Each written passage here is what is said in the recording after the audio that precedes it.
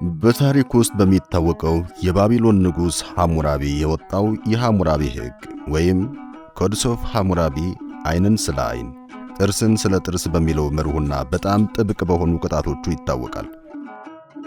ከነዚህ መካከል 20 በጣም አስቸጋሪና አስፈሪ ሕጎች እንመለከታለን። ለዓይናችሁ የስዊዘርላንድ አስደናቂ ቦታዎችን ተመልከቱ። ለጆሮአችሁ ደግሞ የሐሙራቢን 20 ሕጎች አድምጡ። አብረን እንቆይ።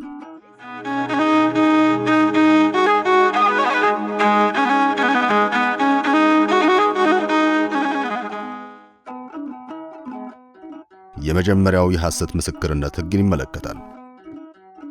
በጥንታዊቷ ባቢሎን ሰውን ወንጀለኛ ብለህ ከመክሰስህ በፊት 2 ጊዜ ማሰብ ይገባሃል። ሐሙራቢ እንደተናገረው አንድ ሰው በከባድ ወንጀል ከሰስከው ማለት እንደምታሸንፈው እርግጠኛ መሆን መቻል አለብህ። ማረጋገጫ ከሌለህ ግን ቅጣቱ ምሕረት የለውም፣ ሞት ነው የሚሆነው። የሐሰት ክስ የራስን ሕይወት ያሳጣሃል እንደማለት ነው። ሌላኛው የስርቆት ቅጣት ሕግን ይመለከታል። ከቤተ መንግሥት ዕቃ መስረቅ ምሕረት የለውም። የመጨረሻው ፍርድ የሞት ፍርድ ነው። ነገር ግን ከቤተ መንግሥት መስረቅ ብቻ አይደለም የሚያስገድለው። ስርቆት ያው ስርቆት ነው። ሰራቂው ብቻ ሳይሆን የሰረቀውን ዕቃ የገዛው ሰው አይ እኔ አልሰረኩም ገዝቼው ነው ቢል እንኳን ምሕረት የለውም። በሐሙራቢ ዘንድ ሌባውና ገዢው እኩል ተገዳዮች ናቸው። ማንም የሚራራላቸው የለም።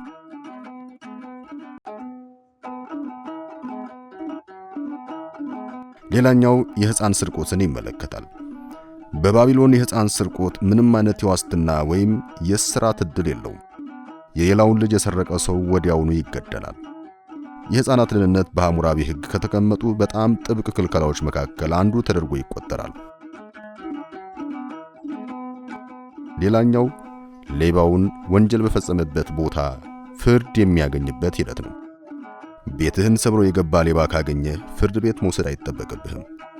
የሐሙራቢ ሕግ እንደሚለው ሌባው ቆፍሮ ወደ ቤትህ በገባበት ቀዳዳ ፊት ለፊት ይገደላል፣ እዚያው ይቀበራል። የተቆፈረው ጉድጓድ የራሱ መቃብር ይሆናል እንደማለት ነው። ሌላኛው በቃጠሎ ወቅት መስረቅን ይመለከታል። የጎረቤት ቤት ሲቃጠል ለመርዳት ሄደህ እጅህን ወደ ንብረቱ ከዘረጋህ ወዮልህ። በሐሙራቢ ሕግ መሰረት ከቃጠሎ ውስጥ ዕቃ የሰረቀ ሰው እዚያው በሚቃጠለው እሳት ውስጥ ይወረወራል። ምሕረት የሚባል ነገር የለም። ሌላኛው የመጠጥ ቤት ሕግን ይመለከታል። በባቢሎን መጠጥ መነገድ እጅግ በጣም አስቸጋሪ ነበር። ገዢዎችን በዋጋ ማታለል ወይም በቤት ውስጥ የሚሰሩ ወንጀሎችን ለፖሊስ አለመጠቆም በወንዝ ውስጥ ተጥለህ እንድትገደል ያደርግሃል። ምሕረት የሚባል ነገር የለም። ሌላኛው ሐኪሞችን የሚመለከተው ሕግ ነው። በጥንታዊቷ ባቢሎን ሐኪም መሆን ትልቅ ኃላፊነት ነበር። ቀዶ ሕክምና አድርገህ በስተት ታካሚህ ቢሞት ወይም ዓይነ ስውር ቢሆን አለያም ይሁን አካሉ ቢጎል ሕጉ የሕክምና ፈቃድህን አይሰርዝም፣ እጅህን ይቆርጥልሃል። ምሕረት የሚባል ነገር የለም። ከዛ በፊት በርካታ ነፍሶችን ታድገ ቢሆን እንኳን ላለመቆረጥህ ዋስትና አይሆንም።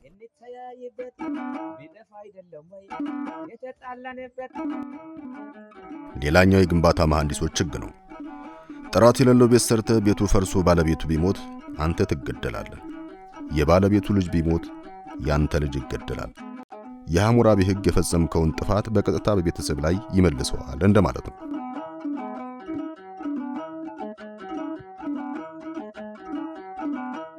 ሌላኛው በወንዝ ዳር የሚፈጸም ፍርድን ይመለከታል።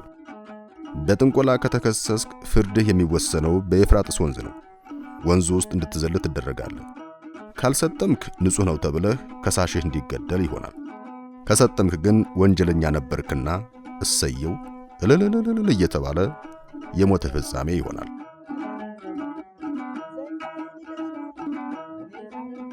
ሌላኛው አባትን መምታት የሚመለከተው ሕግ ነው። ለወላጅ አለመታዘዝ በባቢሎን ከባድ ዋጋ ያስከፍላል። አንድ ልጅ አባቱ ላይ እጁን ካነሳና ቢመታው ወዲያውኑ ያ መጪ እጁ በሕግ ይቆረጣል። አባትህ ልጄ ነውና ባካችሁ ማሩልኝ ቢል የሚሰማ የለም።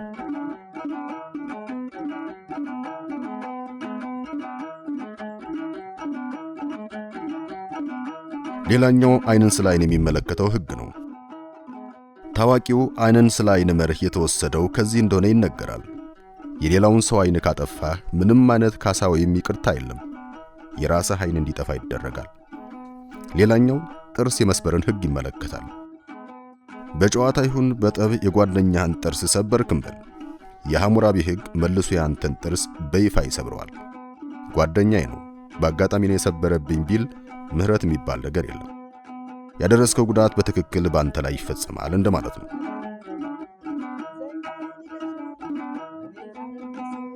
ሌላኛው ታማኝነትን ይመለከታል። በባቢሎን ታማኝነትን ማጉደል የሞት ፍርድ ያሰጣል። ያገባሃት ሴት ከውሽማዋ ጋር ስታመነዝር ከተያዘች ሁለቱም ተጣብቀው ታስረው ወደ ወንዝ ውስጥ ተጥለው እንዲሰጥሙ ይደረጋል። ሚስቴ ናት፣ የልጆች እናት ናት፣ ልጆች ያለ እናት ይቀራሉና እባካችሁ ማሩልኝ ብትል ምሕረት የሚባል ነገር የለም።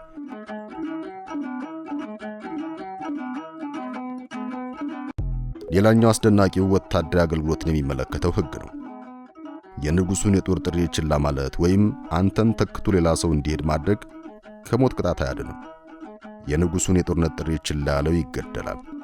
በምትኩ የሄደ ሰው ደግሞ የሀብቱ ባለቤት ይሆናል።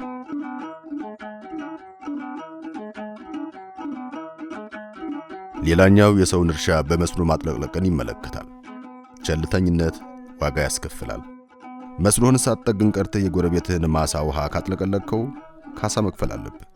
መክፈል ካልቻልክ አንተ ራስህ በባርነት ትሸጣለህ፣ የንጉሥ ዘር እንኳን ብትሆን።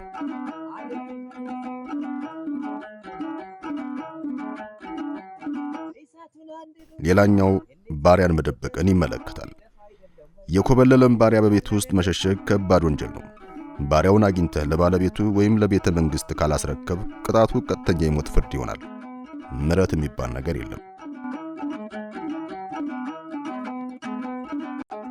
ሌላኛው ባሪያና ጌታውን የሚመለከተው ሕግ ነው።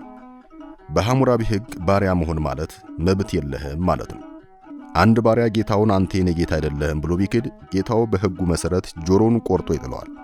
ለምን ጆሮውን ቆረጥከው ብሎ የሚከራከር ሰው የለም። ሌላኛው እርጉዝ ሴትን መምታት የሚመለከተው ሕግ ነው። እርጉዝ ሴት ላይ ጥቃት ማድረስ እጅግ ከባድ ዋጋ ያስከፍላል። ሴቲቱ ብትሞት ጥቃት አድራሹ ሳይሆን የሚገደለው የራሱ ሴት ልጅ ነበረች። ሴቲቱ ከሞተች ጥቃት አድራሹ ሳይሆን የራሱ ሴት ልጅ እንድትገደል ይደረጋል። የጥፋት መርሁ በጥፋተኛው ልጅ ላይ እንዲፈጸም ይደረጋል ማለት ነው።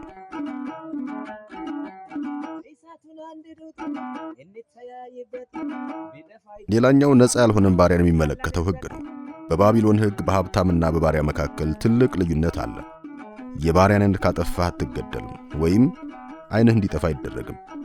የሚጠበቅብህ የባሪያውን ሀብት እኩሌታ ለጌታው በገንዘብ መክፈል ብቻ ነው።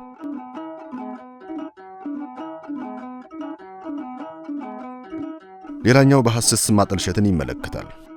የሰውን ስም በሐሰት ማጠልሸት በጥንታዊቷ ባቢሎን ቀላል አልነበረም። በካህን ወይም በሴት ላይ ያየኸውን ወሬ ካወራህ ጸጉርህን ተላጭተህ በማህበረሰቡ ፊት የውርደት ምልክት ይደረግብሃል። ምሕረት የሚባል ነገር የለም። ሕጎቹን እንዴት አያችኋቸው? ሐሳብ አስተያየታችሁን አስቀምጡልን። ሰላም።